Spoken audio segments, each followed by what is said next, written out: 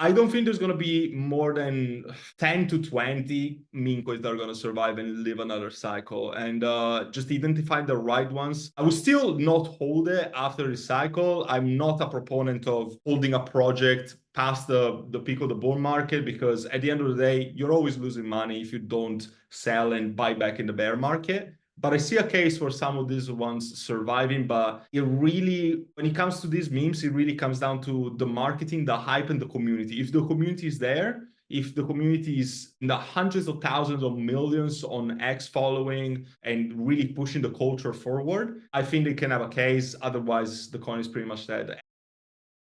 Hi everyone. Today we have an esteemed guest. Cepryl, can you introduce yourself? Hello, my name is Cepryl. I'm a crypto YouTuber, I guess I can call myself. And yeah, we're gonna have a great conversation today, I'm sure. And thank you so much for having me again. Sure thing. So how did you get into crypto? Very funny story. I mean, very just, crypto was something for me that was never intending to get in the first place. Some people told me about Bitcoin to begin with when it was 2017, and I thought this must be a scam. And I was very judgmental of the space, which, was nothing like what it is today. It was such a ancient stage, so to speak. So I just started like disregarding that person. Then he starts telling me, oh, I bought Bitcoin last week. The price is already up. So I started shifting away from the idea that it was a scam and started to actually do some research about the proof of work, how actually coins are generated.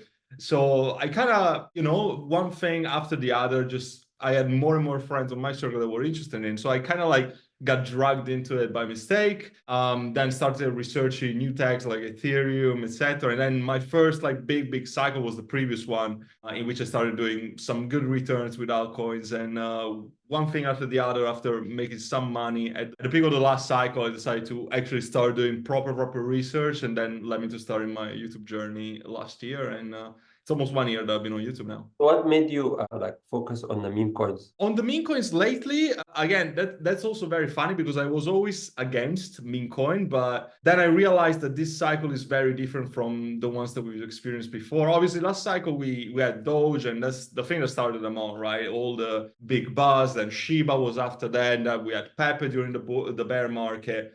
But I was never really interested in meme coins. I thought that they would be something as a transition phase, but then this cycle is really proving out to be a meme coin super cycle. Therefore, I had to change my strategy a little bit. And although I have big conviction into altcoins that I've been in for months, if not years, and I still hold a very good safety net with Ethereum, Solana, and even Kaspa, I do believe that this cycle, the big money is going to be made on meme coins, and the big ones are going to go towards billions and billions in market cap. So I think that just like anything in life, if you don't adapt, you end up perishing in the industry. So that led me to really change my strategy and focus on the things that work, because ultimately the goal of everyone is making money. And on the other side, you can argue, oh, utility this, utility project, but how of all of these utility projects, how many projects can you actually say that you use on a daily basis for what they are in terms of tech? A lot of them at the end of the day are a money grabbing scheme. Everybody knows that. So why don't you actually have a laugh in the making and actually go where the money is? It's not just about thinking about utility, because utility at the end of the day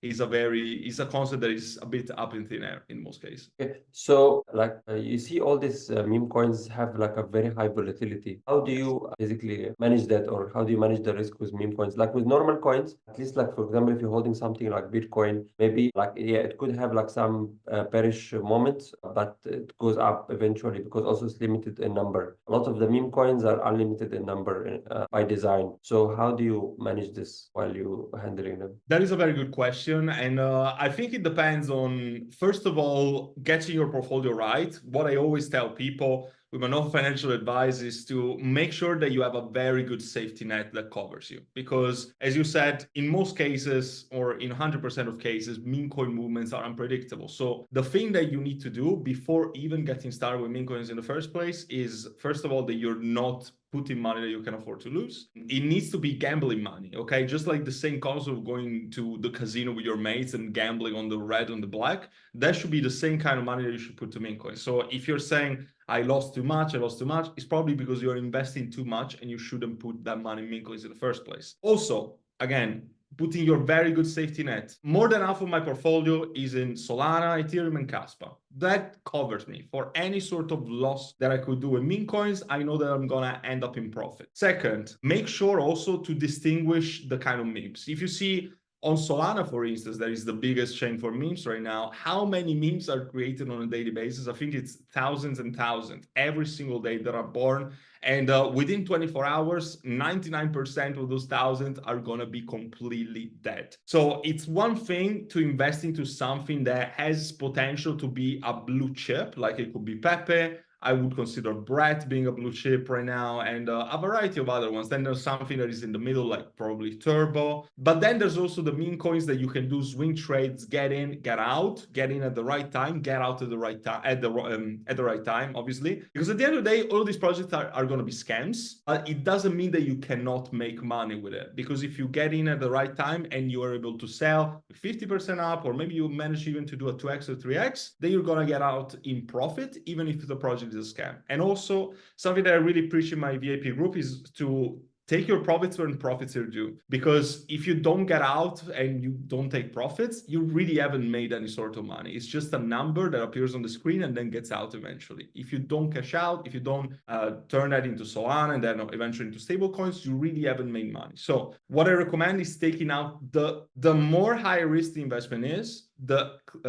quicker you get out. So if it's a very, swing trade is going to go to zero, you get out maybe 50% up, or maybe you get to the 2x and you get your initial investment out, and then you're running for free. It's way easier to just chase 2x's and then leave a moon bag. Some is going to go to 100x and most of them are going to go to zero, but you're playing on the house, okay? You're not losing any money. So I do recommend taking out your initial investment as soon as possible, especially when there are conditions on the market that really talk about volatility. So for instance, right now that the volume is also down when it comes to meme coins, I would consider getting out of trades sooner than later. If we are more in towards a proper bull market and we are in the altcoin season, then perhaps you have more leeway to live for these investments and you can take out your initial investment when you are 3 or 4x. But right now, I will play the cautious card. I will put not more money than I can afford to lose. And I will also make clear distinctions in my portfolio about what my goals are, what kind of investments there are, because if they're blue chip, if they are a swing trade of a scam,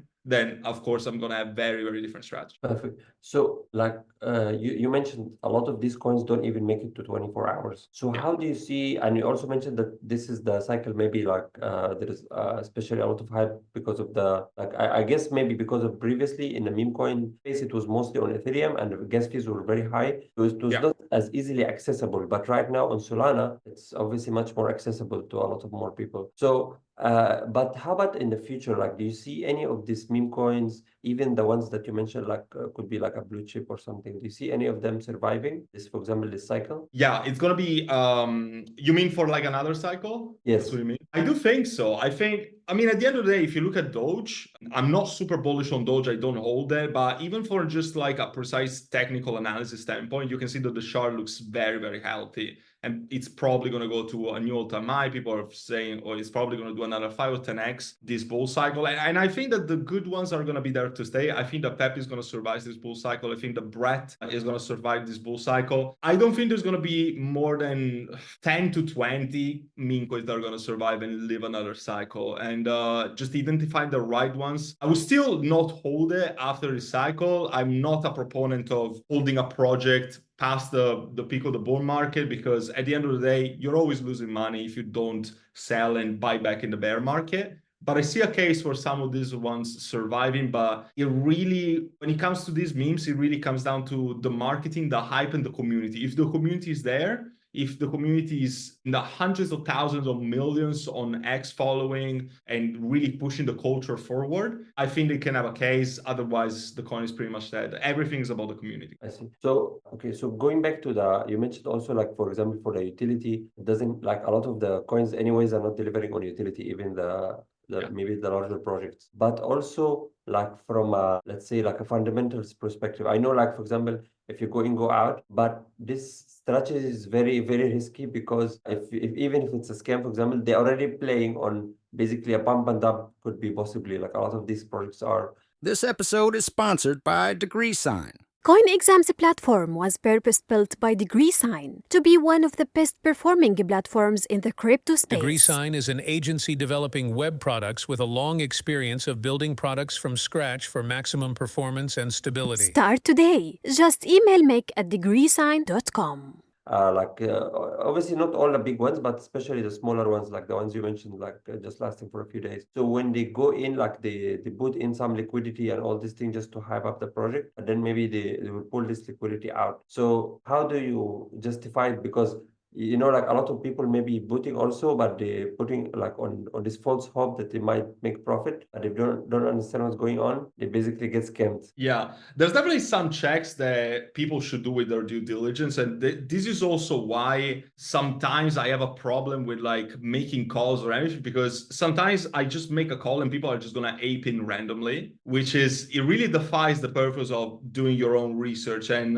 this is also why I'm always trying to invent myself, or how can I make it look like people don't ape in and actually do their due diligence? Because there's always like big risks that are involved in this, right? What I personally do, at least when I research project, there's some very clear ways to understand the biggest red flags of projects, which you might even want to ignore if you're trying to really do a swing trade. But if you're looking to hold something for more than one day, you can't underestimate this. And the checks that I would do would be using tools like Token Sniffer. I also use some Telegram bots. There's one called Salt Scanner, for instance, for Solana trades, that you just put the contract address and it's going to tell you everything about, as the dev sniped part of the supply, is the mint and freeze revoked, is the LP burned. So just by looking at, is the liquidity locked and all of these things, because obviously if the creator can pause the transactions, if the creator has created a honeypot, these are very easy things to spot. But by interacting with hundreds of people on a daily basis that bring projects to me, sometimes I see that these people don't even do that. And this is why they get fucked, essentially. Sorry for this weird word. But a honeypot is so easy to spot. You put, on Token Sniffer, you just copy and paste the contract address and you're going to be able to see. For the people that don't know what a honeypot is something that essentially throws your money, but you can't take it out. You can buy, but you can't sell. So it's a very common issue with meme coins. However, platforms like Pump.fun have kind of prevented this, because by putting a contract there, it prevents this sort of rug. But that doesn't mean that these platforms are not rug proof, because at the end of the day, a dev can just use 30 wallets and snipe the supply. And in some cases, you won't even be able to tell unless he interacted with the wallets personally and directly. What I can say is that at least there's some due diligence that people can do. Obviously, scammers, like the real scammers, the people that just create this sort of things, they are getting better and better, and they're very hard to find out, essentially. So do your due diligence and always don't put more than you can afford to lose. That's the only way that you're really going to get over it. When you look at meme coins, do you see it as like a more of an art or like a hobby, like maybe like the Pokemon cards or something like that? Or how do you view it? Like in which category would you put it? I'm sure that some people see it as sort of a gambling addiction. I would like to not see it like that. I would say sometimes I find it fun, if there's actually a very cool community. When you jump into these Telegram groups that have an open VC with 50 people and everybody is just like hyping things up. I used to be a gamer when I was a teenager, and it kind of reminds me of my gaming games and spending like late nights into these lobbies on Call of Duty, Black Ops and stuff, So it kind of has the sort of vibe sometimes, but some other times it's always going to be like the very opposite direction. So there's both ends of the spectrum, but I would rather compare it, to a sort of hobby that you would have as a teenager when you get like with a lot of guys online that you don't know and you start like screaming at the camera. You know what I mean? I see. So it's more of like a fun way. It's similar to like what the people do like in-game tradings and stuff like that. So it's similar to this. Yeah. Also digital, but it's actually was like it could be converted to real money, because even if in this instance it's not like real money, but it could be converted to real money. Like obviously if you don't sell, it's still this token that you bought. So interesting. Yeah, there's obviously like big money involved, especially there's some people that invest more than others, but I would say it like that. But obviously there's, at the end of the day, is real money, because obviously the Solana that you use for the trades is real money, But I think that you should just not. It's very easy for for people to get overboard. It's very easy for people to get emotional, especially, and charts can move so freaking fast that if somebody is not experienced, and people always have this, with altcoins in general, but with memes is kind of like everything is an answer, and it's just like 100 miles per hour, and seeing the big green and red candles, everything is so intensified. So it's really easy for people to get overboard, especially if they're not really experienced in the industry and they haven't done many trades before. It's so very easy to, to just to get your emotions be in control of you. So it's really good to develop. But yeah, I was saying that it's really easy for an unexperienced trader to just get overboard with the emotions. I have the emotions control them. So when I do this investment, I'm still like very stoic, with a very stoic mindset. I'm like, okay, I see the chart go up and go down, but at the end of the day, I'm not putting money that is going to impair me financially if I lose it. So it's more like, we do this, we make money. I've learned a lot by doing this kind of trades. I've lost some and I've won like way more than I've lost, but it's a very good lesson in the progress, that's for sure. Perfect. And do you also when you approach these trades, is it more for the YouTube or like for the content, or it's also for the trade itself? I would say that it's for the trade and for the community, because first of all, my main goal is, I'm doing quite well financially. I think that, my YouTube career has been very successful, and I also have a lot of other stuff through the YouTube. But the fact of actually driving a community to do this and helping people out and changing people's lives, that's probably the biggest payoff of that. And do you have also like a private community or something, right? Yeah. I have a private community with around 600 people in there. So yeah. What do you guys do? Like, or what? How does it structure? So it's definitely not just this kind of like degen trades. It's more like having a very close alpha group in crypto in which we can discuss anything when it comes to crypto.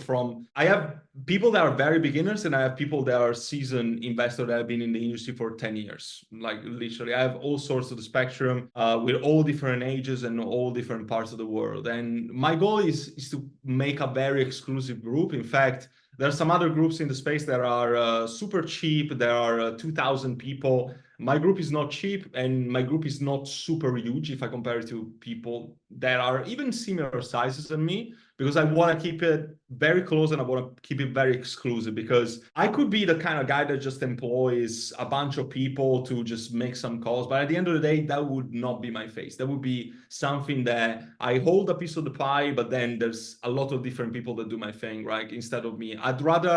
In fact, I do pretty much 99% of the things that are on there. I do them myself. And this is why I really want to put my name behind it, So that is a big thing for me. But any sort of advice on how to navigate the sphere, and obviously my buy alerts and everything, the things that I'm analyzing before I make videos. And obviously there's a section dedicated to degen stuff, but then also live streams and voice hangouts, and just the goal of creating a very good alpha group in which we don't gatekeep information and we just like help each other grow. Everyone's is just like have their back. And, there's also a lot of members that help other members out. It's not just me into that sort of thing. And I love what I'm doing. I think that I'm really building something great, and it's probably the biggest fulfillment, money aside, that from starting my crypto career.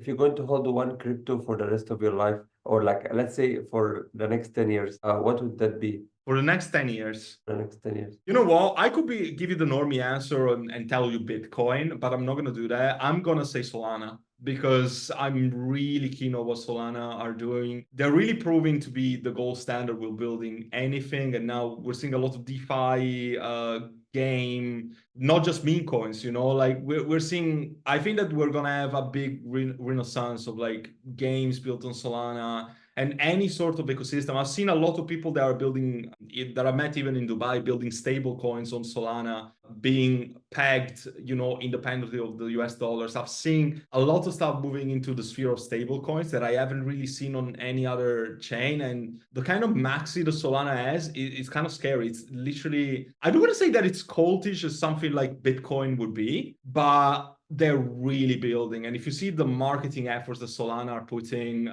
I'm not sure if you're familiar with what they're doing in Dubai, but they're doing like houses of developers building together. Like it's freaking huge. And the people that I met in the Solana ecosystem, primarily the people, I'm very bullish on the people that met in the industry that are building on Solana. That's There is very one aspect of Solana which is like it's unlimited, like compared to Bitcoin. So how do you balance that? That is also true, but I think that the Solana chain has improved significantly. You know, I don't think that we're going to experience outages with the network updates that we see and etc. You told me to just choose an asset to hold and Yes. for But which people are going to be. I'm just You know? worried about like because of this unlimited aspect. Like we all knew about the Luna fiasco, so you Yeah, think obviously. yeah, obviously, like hopefully nothing like that happens with Solana. But I'm just thinking, isn't that like a possibility as well? It's a possibility. I think that there's always a risk with anything. I think that, for instance, you cannot make that argument with Bitcoin, but the argument that you could make with Bitcoin is that institutions and players like BlackRock are going to get more and more of the supply over time, and it's going to be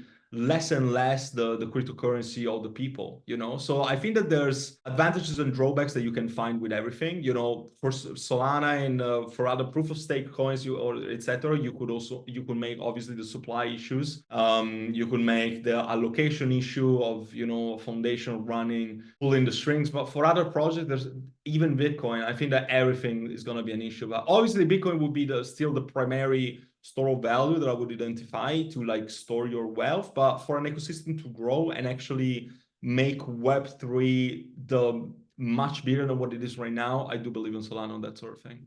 Makes sense. Okay, so for like you already have mentioned your YouTube channel and your private community.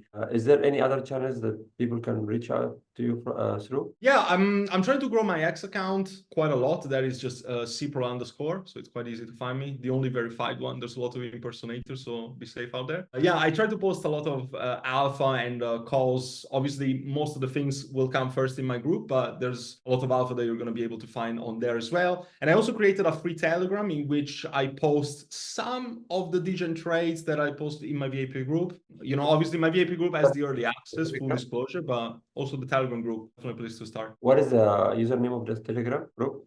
It's called Cepryl Alpha Room, and it's linked in my Twitter bio. Okay, perfect. Okay, thank you so much for your time today. Have a nice day. I appreciate you, man. Take care.